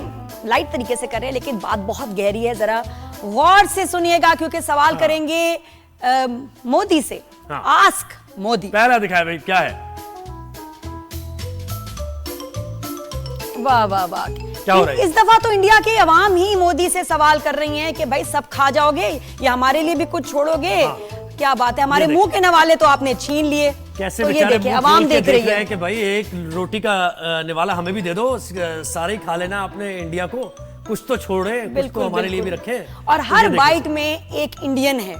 हाँ। जी हाँ, वो एक कोई नहीं भी। बल्कि बहुत हजारों इंडियन है, हर बाइट में खाते जाएंगे। हिंदुत्व को छोड़ के एक इंडियन है हर बाइट। जी जी जी। आगे बढ़ते हैं, आगे दिखाएं। हाँ, ये मोदी ने परचम तो इंडिया का पीछे, लेकिन ये कि इंडिया को आग लगाई हुई है इन्होंने। बिल्कुल, और लोग ठीक उनसे है, यही आग लगा पूछ के रहे निकल हैं कि जलाने तो आप पाकिस्तान को गए थे, लेकिन आपने तो इंडिया को ही जला इंडिया में दिया। आग लगा दिया। ये क्या किया आपने मोदी? अच्छा, लगा के खुद बचने की कोशिश कर रहे जी हैं। जी, खुद आगे आ गए, पूरे बिल्कुल इंडिया को फ्लैग जला पहन के कि in the name of the country अपने ही मुल्क को आग लगा रहे हैं। हाँ। ये हैं द ग्रेट अपनी पॉलिटिक्स के लिए। जी आगे बढ़े। वाह वाह, अरे ये पकड़े कहानी बड़ी, गए। हाँ। ये बड़ा आपको क्या बताएं क्या हुआ अंधेरे में, क्या हुआ भाई रातों ये रात? कहानी, हाँ ये कहानी ये हुई कि जैसे हम कहते हैं ना कि वो अपने आर्मी चीफ से कह रहे होते हैं भाई जाओ जाके बॉर्डर पे लड़ो, कुछ तो करो, मेरी इज्जत बचाओ। वो नहीं मान रहे तो उन्होंने कहा अच्छा मैं खुद ही जाता क्या हूँ। मिसाइल बना रहे थे ना कल। जी, फौजियों ने तो इनकार कर दिया। सॉरी मोदी, हमारे पास कोई लॉजिक नहीं लड़ने का। मोदी ने उन्होंने कहा, कहा, नहीं, हाँ, इन्होंने मजाल बनाया, मुंह में रखा, पहुंच गए और बस पहुंचने के बाद मिसाइल ये हो हुआ। गया फुस हाँ। और पकड़ लिया इनको हमारे फौजियों ने। और फिर उसके बाद क्या धुलाई की। नहीं, उसके बाद धुलाई क्या, उसके बाद चाय पिलाई। हाँ, और क्या धुलाई के बाद चाय। धुलाई अब के देखिए बाद। हम पहले करते हैं धुलाई, हाँ, फिर चाय पिला। फिर चाय पिलाते हैं, ठीक या। है। अच्छा, ये सवालात हर तरफ से सवालात है, बल्कि सवालात भी है, पंच भी है, कुछ मुक्के भी उठा रहे हैं। हर देखें कि मजहब का जो इंसान है इंडिया में रहता है, सेक्युलर सो कॉल्ड हाँ। स्टेट, पूछ रहा है मोदी से क्या कर रहे हो। इसमें सिख भी हैं, ये क्या हिंदू है? भी हैं, मुस्लिम भी हैं, सभी सवाल कर हैं, रहे हैं। ईसाई भी है, सब सवाल कर रहे हैं कि मोदी कह रहे हैं कि मैं तो भाई माचो मैन बना हुआ हूं और तुम जो भी सवाल पूछते रहो मेरा इससे क्या है, मुझे तो इलेक्शन जीतना है बस, बाकी कुछ नहीं। आगे बढ़ो। हाँ, अच्छा, इस सवालात के बाद की कैफियत है ये। हाँ ये जी, वाली। बिल्कुल सही। प्रैक्टिस कर रहे हैं आजकल, रोज मॉर्निंग वॉक पे निकलते हैं मोदी, क्योंकि कब भागना पड़ जाए। हसीना वाजिद को तो इन्होंने संभाल लिया, हाँ। इनको उन्होंने क्या कहते हैं ना वो जो पनाह दे दी, हाँ। इनको कौन पनाह देगा? तो ये आजकल भागने की प्रैक्टिस कर रहे हैं, भाग क्योंकि रहे, शायद भाग रहे। कुछ मिनट हो उनके पास भागने के लिए, वरना लोग इनको चीर ये हमने देंगे। देखे थोड़ी सी फ्यूचरिस्टिक है जी। ये कि आगे होने क्या जा रहा है, यही होने जा रहा है। हमें लग रहा है कि भारत में बहुत जल्दी होने वाला है जी, कि जी। हसीना वाजिद की तरह ये भी भाग रहे होंगे, लोग इनके पीछे पीछे भाग रहे और होंगे मर्द भी और इन्हें कहीं मारेंगे, जाने की जगह नहीं मिलेगी। बच्चे भी मारेंगे और उनकी औरतें भी मोदी को मारेंगी। हाँ। जी हाँ, सब है। ये पिटाई होने वाली। हाँ। क्या बात है। आगे बढ़े। वैसे बड़ी अफसोस की बात है ये जो है ना, मजे से सो रहे, मजे से सो रहे। बच्चों की छत, उनका फ्यूचर, उनका राम, उनका खाना पीना, हाँ। उनकी सेहत, कोई ख्याल नहीं। सब वो कुछ बेचारे सो रहे हैं, रोंद भूखे के सो रहे मो दिया। सही, उसने कहा कि यार ये चीजों की जरूरत नहीं है बच्चों को, उसके मुझे मिसाइल ला दो। बिल्कुल, तुम तो हाँ, इस्लाम क्या में रह जरूरत- सकते हो ना। मतलब हिंदुस्तान के बच्चों को छत की जरूरत नहीं, पढ़ाई की जरूरत नहीं, इलाज की जरूरत नहीं, मिसाइल ले लो उन पैसों का। तो टैक्स बिल्कुल। पेयर्स की मनी जो है वो जा रही है मिसाइल्स में। इन बच्चों को जरूरत नहीं है बारिश में तो भाई ये तो धारावी में रह सकते हैं, जैसी कई कच्ची आबादियों में रह सकते हैं, चौल में रह सकते हैं, सही। तो वो तो एडजस्ट करना सीख गए वहां के लोग कि अगर रोटी ना मिले पूरा दिन तो हम एडजस्ट कर लेंगे। बिल्कुल, तुम लेकिन सो ये- या ना सो, ये सो कोई रहे फर्क नहीं पड़ता। क्या बात, ये मजे से आराम। सुकून की नींद ले रहे। तो जी आज तो ये- मोदी, कैसा लगा आपको हमारा सेगमेंट? और बड़े उसमें मैं तो कहती हूँ सीरियस सवाल थे, और बाकी यही सवाल मान से हर हिंदुस्तानी मोदी से पूछ रहे हैं। बिल्कुल, And he has आज हमारे no शो पे जवाब। भी उन्होंने पूछा, दिल्ली से जो हमारे नहीं, साथ मैं थे, व्हाट्सएप खोले, इंडिया से मैसेजेस आ रहे हैं। इंडिया से मैसेज आ रहे हैं कि भाई आप किस तरह अच्छा हम क्या कर सकते हैं इसमें? अगर आपने ऐसे शख्स को इलेक्ट किया है तो नेक्स्ट इलेक्शन जब आएंगे तो आप सोचें ना, ऐसे लोगों को लेकर आए जो कि इंसानियत का प्रचार करें, जो इस खित्ते में अमन की बात बिल्कुल, करें। और ये आपकी भी जिम्मेदारी है। हम बाकी हिंदुस्तानियों को मशवरा देंगे कि एक हो जाएं अपने लिए, अपने फ्यूचर के लिए, अपने बच्चों के फ्यूचर के लिए, और ऑपोजिशन के साथ खड़े हों और गिरा दें इस शख्स को, गिरा दें इसको, क्योंकि जब तक ये मोदी नहीं जाएगा ना, इंतहा पसंदी नहीं जाएगी भारत से, भारत तरक्की नहीं कर सकता। बिल्कुल, मोदी हटाओ, इंडिया इंडिया बचाओ, ये तरीका। बल्कि अच्छा। दुनिया बचाओ। अब तो ऐसा है, अब तो कनाडा और यूएस तक महफूज नहीं है उनसे। तो थोड़ी देर पहले हम बात कर रहे थे बुशरा अंसारी की, माशाल्लाह क्या बात करती हैं। अब देखिए ना, जब आर्टिस्ट बोलते हैं, अच्छी बात करते हैं, हिम्मत बढ़ती है और फिर हर जगह उनकी आवाज जाती है कि, और लोग शेयर करते हैं फिर वो बात। Very very important. आप बुशरा अंसारी की वीडियो देखें, आपको खुद कितना अच्छा लगेगा। जी देखें जरा। ये क्या आप लोगों ने ड्रामा लगाया हुआ है? इंडिया अपनी पॉलिसीज पे जरा गौर करे। आप लोग अपने ही शहरियों को तंग कर रहे हैं, जिनकी 40-40 साल पहले शादी हुई, वो बूढ़ी हो चुकी औरतें, उनको आप निकाल के वापस पाकिस्तान भेज रहे हैं। पहले वीजा ही ना देते 40 साल पहले। ये तो पार्टीशन से भी बड़ा जुल्म हो गया। 1-1 साल के दूध पीते बच्चे आप अलग कर रहे हैं अपनी माओ से। बहाना बना के आपने ये सारा ड्रामा किया ताकि आप मुसलमानों को तंग कर सकें। और फिर जो हमारे राइटर सो कॉल्ड, मैं क्या बोलूं उनसे, जैसे कि उनको तो बहाना ही चाहिए था। एक्चुअली उनको तो मकान किराए पे नहीं मिलता था बॉम्बे में, अपनी एग्जिस्टेंस के लिए वो अब जितनी चाहे वो कर सकते हैं गुफ्तगू। मुसलमान ही नहीं है वो, तो पता नहीं कौन ही बन गए, अल्लाह जाने। मुझे नहीं समझ आती कि दिमाग खराब, इतना भी कोई क्या डरे, कितना लालच करे। चलो जी चुप कर जाए आप। नसीरुद्दीन शाह भी तो है, वो चुप बैठे हैं ना, और लोग भी तो चुप बैठे हैं ना, जिसके दिल में जो है वो रख रहे हैं। ये तो पता नहीं क्या कह रहे हैं, तो अल्लाह को नहीं मानते, मगर बाकी तो खुदा को नहीं मानते। मानना माने, वो अल्लाह पूछेगा आपको, हमें इससे क्या। यहाँ से आप लुडियाँ डालते हुए जा रहे होते हैं और जाके आप वहाँ पे पता नहीं क्या क्या बोल रहे हैं। आप कोई हया करें, मरने में आपके 2 घंटे रह गए हैं, ऊपर से आप इतनी फजूल बातें कर रहे हैं। पाकिस्तान को यूं करना चाहिए, वो करना चाहिए। कौन है ये लोग? वो अर्नब गोस्वामी जो है वो तो बात ही नहीं करता, वो तो सिर्फ लड़ता है। उसका तो दिमाग खराब है, तो ज़हनी मरीज है कोई। और वो जो दूसरा कोई पता नहीं मेजर है, कोई फालतू पड़ा था रिटायर्ड के, तो क्या है कि घुस के मारेंगे तो हलवा बनाएंगे। क्या अजीब बातें आप लोग करते हैं, खुदा को माने, अजीब घटियापन है। बहुत अफसोस है मुझे। अभी भी मैं बता रही हूँ, अभी भी कह रही हूँ, यहाँ मुझे इंडियन लड़की मिली, इतने प्यार से मिली। लोग नहीं है बुरे, ये आप लोग भड़का रहे हैं सब एक दूसरे को और कर रहे हैं खराब। और वो जो मैं क्लिप्स देखती हूँ जिसमें मुसलमानों को मार मार के कह रहे हैं ये कह दो वो कह दो, तो ये भी कुछ 5,000 ही होंगे पूरे। आप लोगों ने इनको भड़काया है, नॉर्मल जनता नहीं कर रही है। जहाँ मिलते हैं इंडियन बड़े अच्छी तरह मिलते हैं, हम भी उनसे प्यार से मिलते हैं। इंसान के बच्चे हैं वो, आपकी तरह नहीं है। अल्लाह ही रहम करे बस। अच्छा मुशरा आपा जिसकी बात करी ना, ये कैसा मुसलमान है जो यहाँ आके रुडियाँ डालता है फिर वहाँ जाके बकवास करते हैं, ये है जावेद अख्तर की बात करी है, जिनको वाकई खुद इंडिया में किराए पे कोई नहीं देता क्योंकि मुसलमान है, इनको खुद काम नहीं मिलता और अजीब डिप्रेसिव वीडियोस बना रहे होते हैं। तो आके उन्होंने ये काम किया कि शायद उनकी कोई कितना गुड्डी चढ़ जाए, वो वाली बात। तो ऐसा कुछ हुआ नहीं, कोई ऐसा सीन है नहीं। और उनका अपना तरीका है ना, बुशरा अंसारी का एक अलग ही तरीका है बात करने का। अच्छा बोलती, 2 घंटे रह गए मरने में, कितना अच्छा बोली। अच्छा अर्नब गोस्वामी के बारे में उन्होंने बात की तो मुझे याद आया, मैं किसी मेरे ख्याल इंडियन की ही वीडियो देख रही थी कि उसके ऊपर 2 थेरीज है कि वो ऐसे क्यों बोलता है, ऐसा पागल क्यों। एक ये कि उसके सर पे ईंट गिरी थी, हाँ उसके ऊपर ईंट गिरी थी तो उसका दिमाग जो है उलट गया। दूसरा कहते हैं उसको किसी पागल कुत्ते ने काटा था, तो उसके बाद से ये भी पागल हो गया। दोनों थेरीज मेक सेंस, और हो सकता है कि मैं तो कहती हूँ दोनों ही हुई होंगी, दोनों ही सच हैं। और ये जो जिसकी बात करिए ना वो है जनरल बख्शी। हाँ अर्नब के ऊपर, अर्नब ये जनरल बख्शी भी है, वो भी अर्नब के ऊपर मेरे ख्याल पहले ईंट लगी फिर कुत्ते ने काटा उसको पागल, या पहले पागल कुत्ते ने काटा फिर ईंट गिरी। पहले वो पागल हुआ, फिर उसने क्वालिफाई किया कि अब वो तैयार है इंडियन मीडिया में जर्नलिज्म में आने के लिए। कहते हैं उनके अपने घर वाले उससे बात करना नहीं पसंद करते, अपने घर वाले अर्नब से बात करना नहीं पसंद करते कि हटो। मुझे ये लगता है कि इंडियन मीडिया में, इंडियन मीडिया में अगर आप किसी को एंकर के ज़ाहिर इंटरव्यूज होते हैं ना, तो पहले देखा जाता है ब्लड प्रेशर का मरीज है, अगर है तो ठीक है, और लॉजिक सही बात ना करते, और सही बात ना करे, बिल्कुल एनालाइज ना करे चीजों को, बस जो हम कहें वो बोल दे। तो अच्छा ऊंचा बोल रहा होता है, लेकिन क्या बोल रहा होता है उसमें कोई सेंस नहीं होती, बस आवाज इतनी ऊंची कर देना। ये ड्रामा इसने बॉलीवुड में बड़ा ट्राई किया, 8 दफा रिजेक्ट हुआ कि यू आर वेरी अगली, क्या करें। अच्छा ब्रेक लेना, सॉरी तुम एक्टर नहीं बन सकते, आपने वरना ये काम ही नहीं करना था, मैं बता रही हूं। बिल्कुल ऐसा ही है। एक ब्रेक लेते हैं राजन शायद में, ब्रेक के बाद वापस आते हैं। क्या बात है, गुड मॉर्निंग।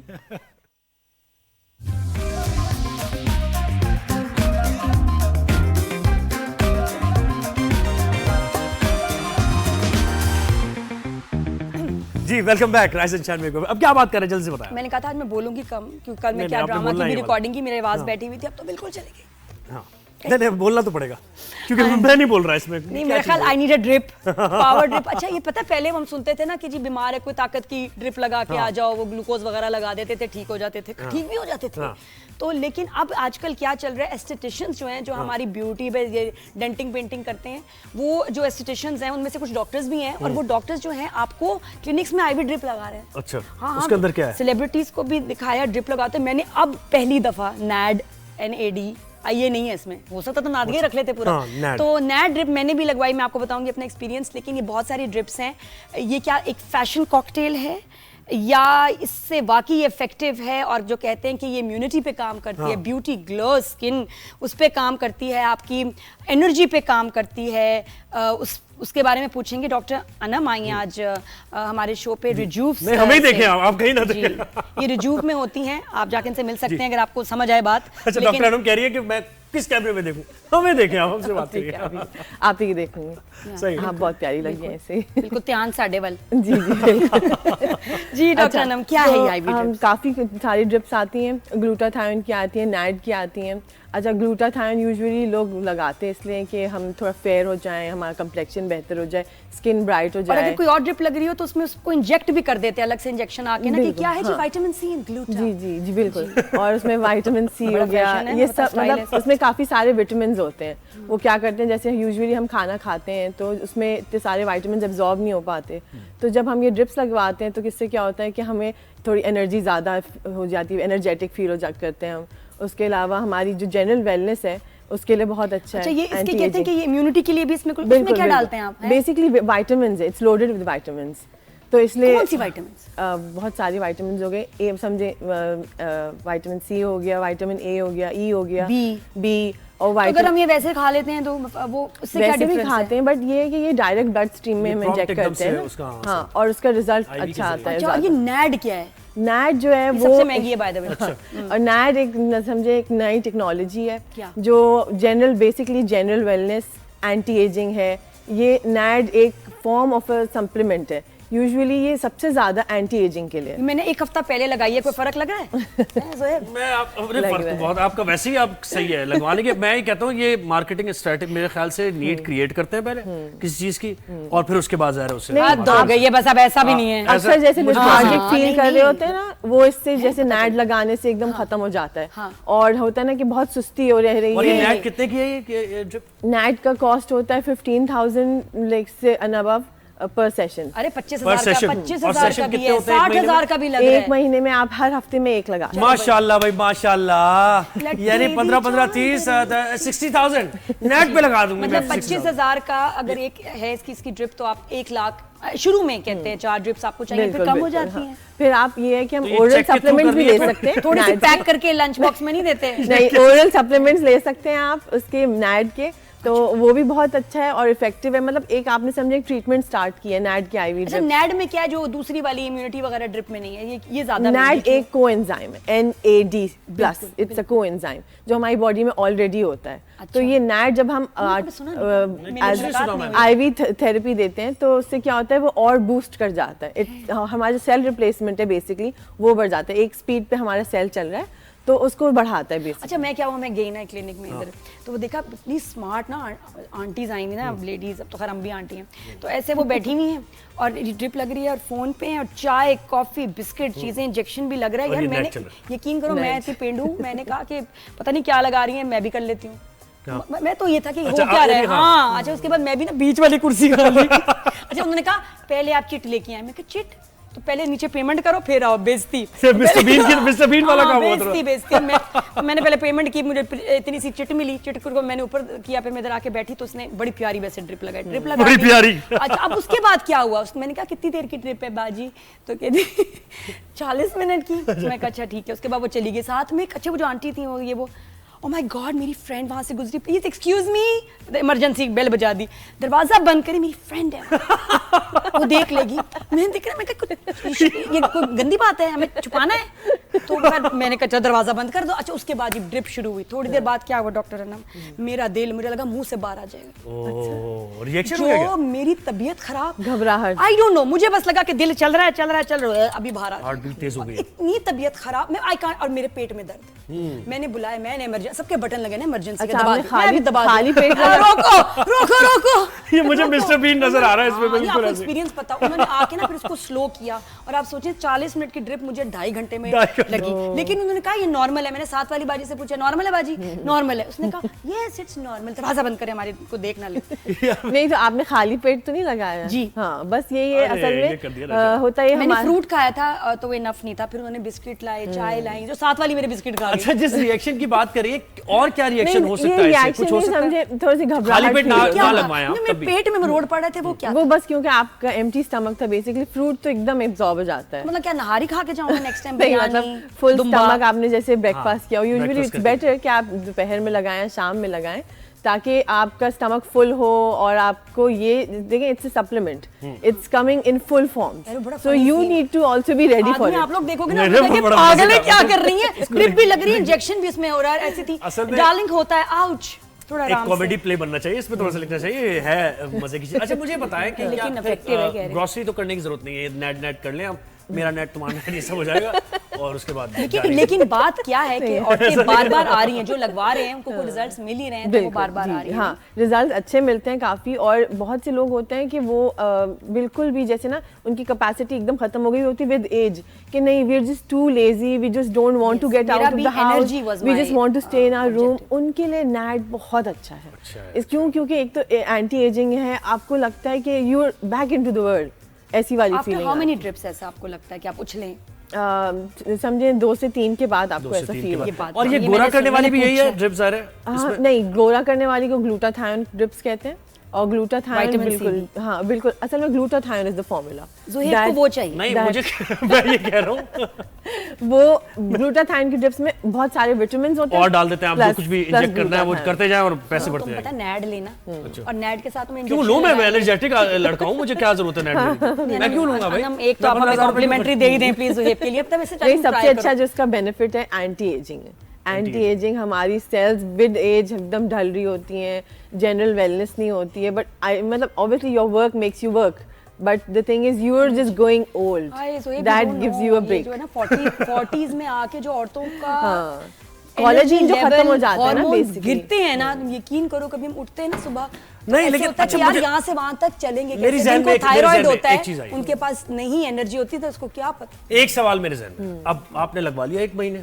ठीक है, उसके बाद आपकी एनर्जी आ गई, आपको उस एनर्जी की आदत हो गई है, लेकिन वो ज़ाहिर है एनर्जी डाउन होगी जब आप दोबारा नैड नहीं लगवाएंगे, तो उसका क्या करें फिर? आप ओरल सप्लीमेंट्स लें, ओरल लेते रहे तो वो एनर्जी मेंटेन रहेगी बिल्कुल, लेकिन बट ये है the thing is if you not getting any drips right now, then you're at 100. When you've started getting those drips, you've come at 40 or 30%, right? तो you've अच्छा, अब इसका एक और मसला क्या है, जैसे मेरे अंदर आयरन की डेफिशिएंसी है, और मैं जब आयरन लेती हूँ मुझे उसका रिएक्शन होता है, मैं हर तरह, हाँ कि सूडान की भी ईरानी जो दवाई मैंने ट्राई कर लिया, मुझे सूट नहीं करती, आई नीड आयरन, उसका कोई सप्लीमेंट मुझे सूट नहीं करता, मैं इतनी तबीयत खराब होती है, विटामिन सी भी मेरे साथ प्रॉब्लम करती है, तो मैं आईवी में चीजें ले सकती हूँ, वो बेहतर है, टॉलरेट कर लेती है मेरी बॉडी, बेसिकली वो ब्लड स्ट्रीम में डायरेक्ट इंजेक्ट हो जाता है ना, तो it doesn't go through the process कि हमारे गट में जाएगा, फिर वहाँ से एब्जॉर्ब होगा, और ये सबके साथ बहुत कॉमन, जैसे आयरन का आप कह रही हैं, किसी को कॉन्स्टिपेशन होता है, किसी को डायरिया होता है, और वही जैसे आप कही थी नैट की वजह से मुझे घबराहट शुरू हो गई, तो ये भी बहुत कुछ तो आयरन होगा, लेकिन स्टिल आफ्टरवर्ड जैसी ड्रिप रुकी ना ठीक हो गया। तो क्या आप यानी 30 के बाद ये हाँ बिल्कुल 30 के बाद इट्स बेटर। और ग्लूटाथायोन वेट लॉस की भी ड्रिप वो क्या है अभी सब बताओ ना। वेट लॉस की 2-3 आती है, सबसे आजकल जो रनिंग है वो ओजेम्पिक है। वो आईवी में आ रही है? नहीं वो आईवी नहीं होती है, वो तो IM नहीं, मुझे पता है आईवी में भी वेट लॉस की एक आईवी ड्रिप एल कार्निटीन कहते हैं उसे। वो कैसे करती है काम? एल कार्निटीन कहते हैं। कार्निटीन भी एक एंजाइम है, वो क्या करता है आपके फैट सेल्स पे एक्ट करता है, और वो उसका थोड़ा सा ये है कि उसको थोड़ा ज्यादा आपने लगाना होता है, हफ्ते में 2 लगाने, ताकि वो आपके फैट को बेसिकली बर्न करे।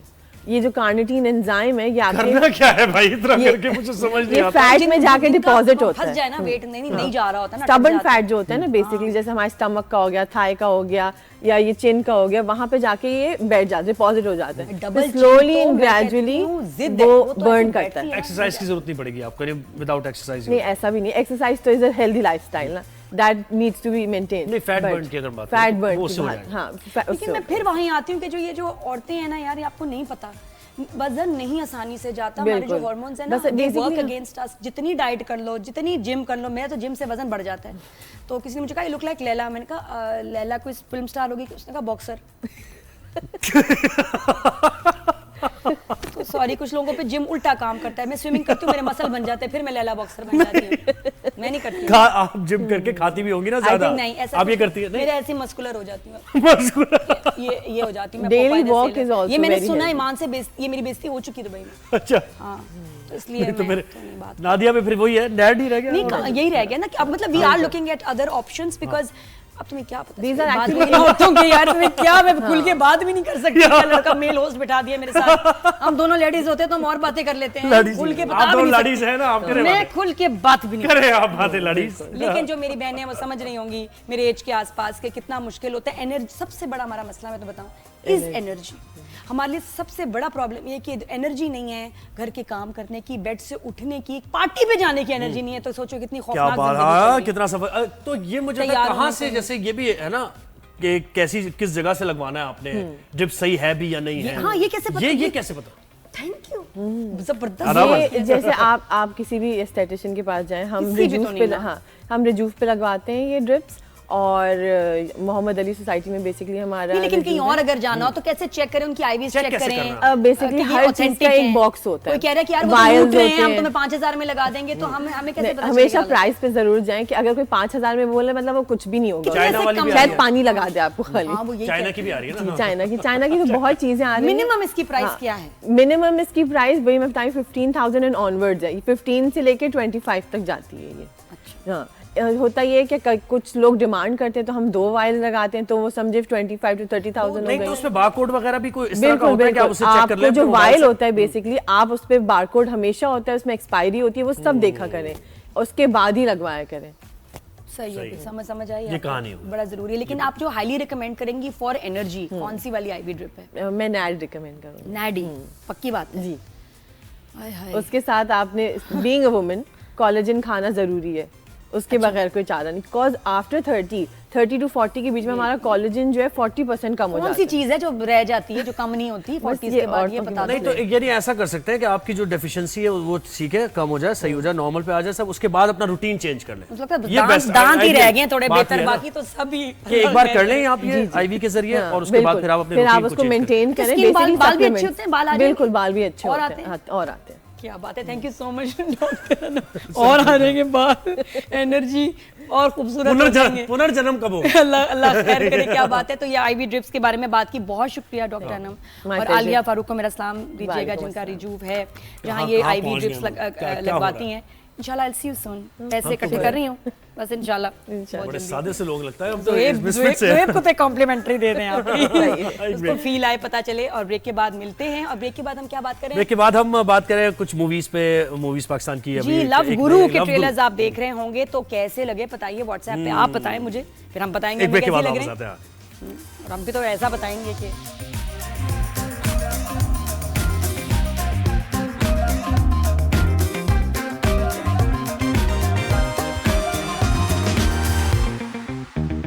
जी, तो बॉलीवुड का वैसे बुरा हाल है, बॉलीवुड भी सुना है कि पिट गया है, लेकिन लॉलीवुड में आहा जबरदस्त गहमा गहमी है, क्योंकि नई फिल्म रिलीज होने वाली है, लव गुरु, जिसमें हमारे बड़े फेवरेट हुमायूं सईद, माहिरा खान भी हैं। लव गुरु बना। जी जी, लव गुरु, उसमें और भी बहुत सारे स्टार्स हैं। सर पहले ट्रेलर देखते हैं, उसके बाद हाँ, आएंगे। और ट्रेलर के आपको- बाद देखते हैं, ताकि आप भी देख लेना। हाँ, क्या और बड़ा गौर से देखिएगा कि क्या अपने ये सिचुएशन और क्या scenes- स्टोरी है, कब देखी है? ये कहीं देखी है पहले या नहीं, या ये फर्स्ट टाइम? देखने के बाद पता चलेगा। आप सिंगल हैं? तकलीफ दे हद तक, लेकिन हमेशा ऐसा नहीं था। एक वक्त था जब मैं भी डबल प्रोग्राम था। तो वो आदमी कौन होगा? अपने दिल पर हाथ रखकर, मेरी आंखों में आंखें डालकर, अपने जहन से हर खौफ निकाल कर खुद से पूछो कि वो कौन है। वो तुम हो बिलावल, वो तुम हो नवाज, वो तुम हो इमरान। ये मेरी मोहब्बत किसी एक के लिए नहीं, मुझे तो सारी दुनिया की औरतों को इस मोहब्बत के जरिए बचाना है। सोफिया खान 8 साल पहले लंदन गई और तालीम मुकम्मल करने के बाद आर्किटेक्ट के तौर पर काम किया। तो 15 दिन में आपकी बेटी अपनी पसंद की शादी कर रही है और आप चाहते हैं वो शादी ना हो। हाँ, उस कमबख्त से ना। चलो इसके इम्तिहान में करें काम शुरू, मोहब्बत का पाठ पढ़ाने आया लो गुरु। सॉरी, ये मेरे असूलों के खिलाफ है। तुमने तो कहा था कि लड़का कमीना टाइप का। मैं नहीं चाहता मेरा नाम या पैसा मेरी शनाख्त बने। चाहना है तो इसको चाहो, इसमें क्या रखा। ये भी बुरा नहीं है। तुम्हारा इस हॉटी के साथ कोई सीन तो नहीं? Are you mad? पक्का?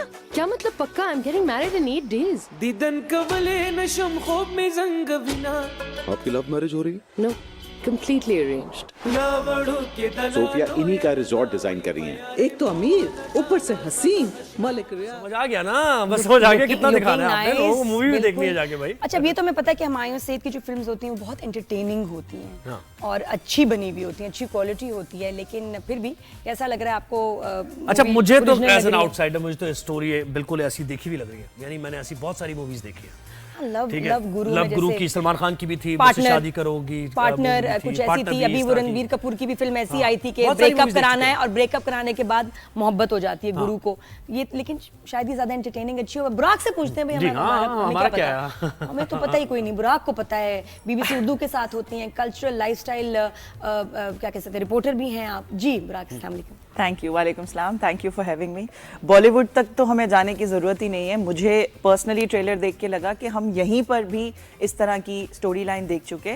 Just a bit of tweaking वो ये है कि वो ब्रेकअप करवाने का कहा नहीं गया होता, अगर हमारी पास्ट 1-2 फिल्म्स की बात करें, वरना हुमायूं ही विद अदर फीमेल लीड जो है पास्ट के जो मूवीज़ आई हैं नदीम बेग की, उसमें यही है कि वो फॉरेन रिटर्न लड़की है और उसकी शादी वैसे कहीं और तय हुई हुई है, लेकिन वो बीच में जो है हुमायूं सईद की एंट्री हो जाती है और देन वो लड़की का और सबका माइंड जो है वो उस तरफ हो जाता है, या तो वो शादी तोड़वाने पहुंच जाते हैं या फिर the girl falls in love. But I think Humayun के उसकी बात करें ना, तो हमारी जो ऑडियंस है, बिकॉज ऑब्वियसली उनकी बड़ी मास फॉलोइंग है हुमायूं की, तो वो पसंद करते हैं हुमायूं को इस आशिक मिजाज रोल में, if I put it that way. इसमें थोड़ा सा वो दिखाया है कि पहले you know he is flirting with every other girl और फिर ऑब्वियसली वो मोहब्बत एंड एवरीथिंग। तो इससे ज्यादा क्लीशे तो कुछ नहीं हो सकता।